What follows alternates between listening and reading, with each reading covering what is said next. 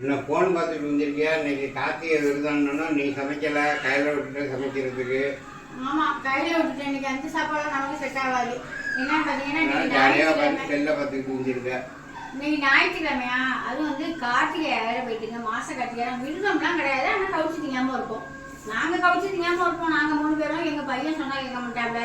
அதுக்கு ஏதாவது முட்டையை போட்டு அவிச்சு குடிச்சிடுறது, ஆம்லெட் போட்டு இதெல்லாம் ஏதாவது அவிச்சு ஏதாவது கிண்டி குடிச்சிட்டோம்னா அதை சாப்பிட்டுக்கோம். வேற மீன் கையெல்லாம் அதுக்கு பெருசாக வேண்டியதில்லை. முட்டை ஒண்டி முட்டை சாப்பிட்டுக்கோம். அதுக்கு ஏதாவது என்ன விருதம் வந்தாலும் அது கொஞ்சம் முட்டையை ஒண்டி ஏதாவது செஞ்சு வச்சுருவோம் அப்படின்ட்டு இன்னைக்கு வந்து கயல்கிட்ட விட்டுட்டேன். என்ன செய்யுதுன்னா, கயல் வந்து இன்னைக்கு சண்டே சமையல் வந்து காளான் பிரியாணி தான்.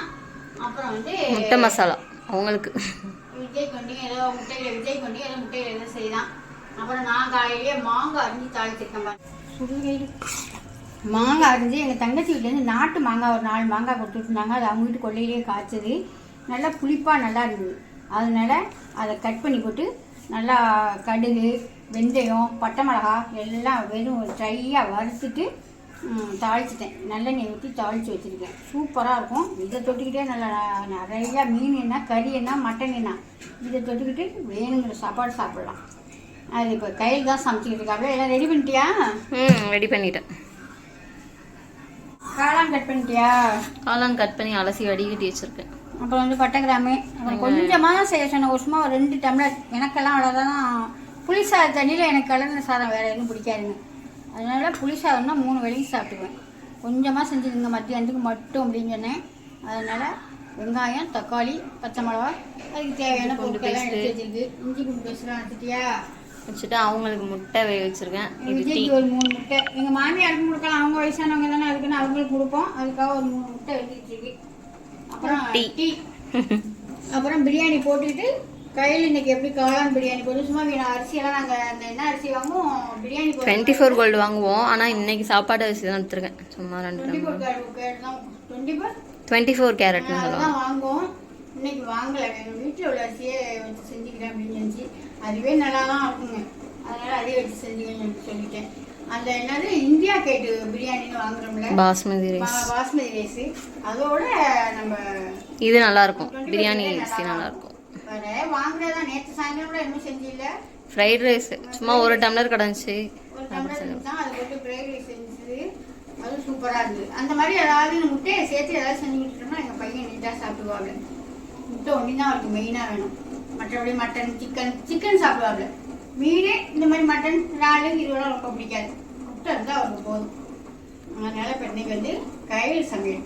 நான் வந்து இந்த இதெல்லாம் வத்தல் உடம்புலாம் காலையில் போட்டுட்டு வந்து பாத்திரம் உடம்புலாம் விளக்கிட்டு அப்புறம் காய வைக்கிறதெல்லாம் காய வச்சுட்டு இருக்கேன். கையில் தான் இப்போ வெங்காயம் கையெல்லாம் கட் பண்ணி வச்சுட்டு டீ போட்டுக்கிட்டு. இப்போ டீயை குடிச்சிட்டு பயிர் காஞ்சிச்சு. நான் போய் பயிர் முளைக்கட்டி பயிர் நல்லா காஞ்சிக்கிட்டு இருக்கு. அதெல்லாம் கொஞ்சம் நான் அதை புடைச்சி சுத்தம் பண்ண போகிறேன். இது கையிலோட இன்னைக்கு சமையல் வந்து கையிலோட வேலை. சமைச்சிரியா? டீயை குடிச்சிட்டு நான் போய் அதை உடைச்சிருக்கேன். இன்னைக்கு குறைச்சிருவோம். இன்னைக்கு ஞாயிற்றுக்கிழமை ரெஸ்ட் இல்லை, வேலை தான் இருக்கு. இருந்தாலும் பலகாரம் செய்கிற வேலையெல்லாம் ஒதுக்கி வச்சுட்டோம். ஏன்னா நாளைக்கு தானே பெட்டி போட போகிறோம். அதனால் நாளைக்கு காலையில் செஞ்சு தான் மத்தியானம் பெட்டி போட்டுருவோம். எப்பயுமே பழக்கம் நம்ம முதல் நாளெல்லாம் செய்யறதே கிடையாது. காலையில் செஞ்சு மத்தியானம் பெட்டி போட்டுருவோம். நாளைக்கு தான் பலகாரம்லாம் செய்கிற வேலை. இன்னைக்கு பயிர் 10 கிலோ காஞ்சிருக்கு. அதை உடைச்சி சுத்தம் பண்ணிடுவோம். வாங்க. என்னடி பண்ற? பச்சை பயிர் அரைக்கிறியா? என்ன கல் இது? பச்சை பயிர் அரைக்கிற கல்லா? அதான் திருவை. மெதுவா போடு.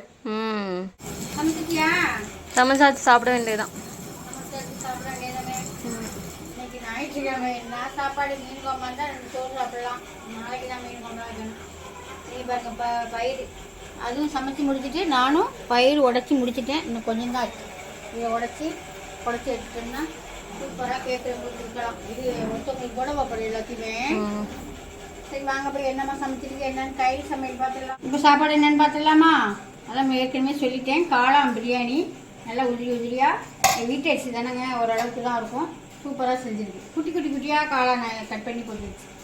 அப்புறம் வந்து நமக்கு என்னன்னு பார்த்தீங்கன்னா தொட்டுக்கிறதுக்கு மாங்காய் ஊறுகாய் பார்த்ததுமே நல்லா தயிரில் போட்டு தயிர் சாதம் வச்சு சாப்பிடணும் போல இருக்குது. வெள்ளை சாதம் இன்னைக்கு இல்லை. அப்புறம் வழக்கம் போல் மாம்பழம். இது நம்மளுக்கு சாப்பாடு. இது வந்து எங்கள் மாமியாருக்கு எங்கள் பையனுக்கும் முட்டை கிரேவி. இன்னைக்கு சண்டே சமையல் நம்ம வீட்டில் இப்படி தான் போணுச்சு. உங்கள் வீட்டிலலாம் என்ன செஞ்சீங்க என்னன்னு கமெண்ட் சொல்லுங்கள். நாளைக்கு ஏதாவது மீன் கறி ஏதாவது கண்டிப்பாக அன்னைக்கு நைட்டு போனோன்னா பொழுது விடிஞ்சோன்னா